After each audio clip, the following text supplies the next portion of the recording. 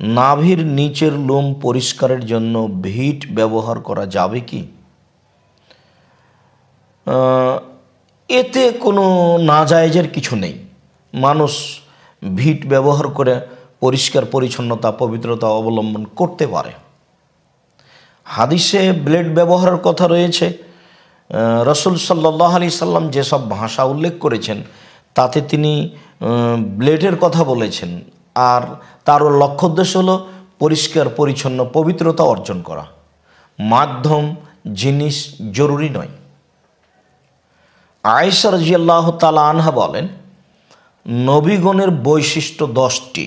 নবীগণের বৈশিষ্ট্য 10টির একটি হচ্ছে কাসুস শারিব, মুচ কেটে ফেলা। কাসুন এখানে কাটার জন্য ব্যবহার হয়েছে শব্দটি, চেঁচে ফেলার জন্য নয়, যার কারণে উত্তম হবে মুচ কেটে ফেলা, চেঁচে ফেলতে হবে না। দ্বিতীয় তিনি বলেছেন ওয়া এফাউল লিহিয়া, দাড়ি বড় করা। দাড়ি চেঁচে ফেলাও যাবে না, দাড়ি ছোট করাও যাবে না। চেঁচে ফেলে যারা, তাদের পরে আল্লাহর পক্ষ থেকে অভিশাপ হবে। কেননা এটা নারী ও পুরুষের পার্থক্যের বিষয়। নারীদের দাড়ি না থাকা হচ্ছে পরিচয়, আর পুরুষদের দাড়ি থাকা হচ্ছে পরিচয়। কাজেই দাড়ি লম্বা করতে হবে, চেঁচে ফেলা যাবে না, ছোট করা যাবে না। 3 অসেওয়াক, মেসোয়াক করতে হবে। নবীগণের বৈশিষ্ট্য মেসোয়াক করা। রাসূল সাল্লাল্লাহু আলাইহি সাল্লাম 5 ওয়াক্ত সালাতে মেসোয়াক করার জন্য জোরালোভাবে বলেছেন। তিনি বলেছেন, আমি ভারী মনে না করলে ফরজ করে দিতাম।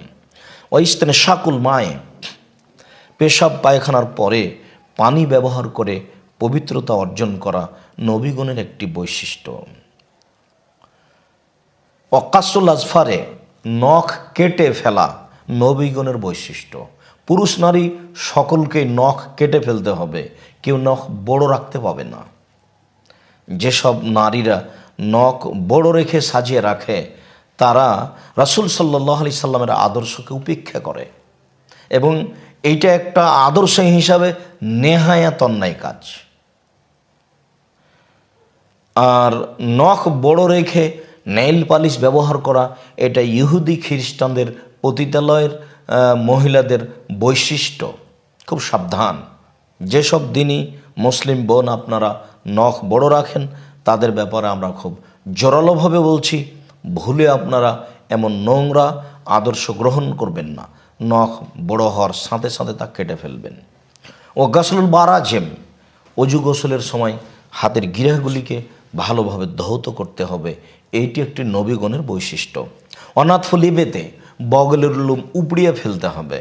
বগলের লোম ব্লেড ব্যবহার করে চেঁচে ফেলতে হবে না, বরং রাসূল সাল্লাল্লাহু আলাইহি সাল্লাম যা বলেছেন তাতে বগলের লোম উঠিয়ে ফেলতে হবে। এটাই নবীগণের বৈশিষ্ট্য। ও হালকুল আনাতে, নিচের লোম পরিষ্কার করতে হবে। হালাক মানে চেঁচে ফেলা।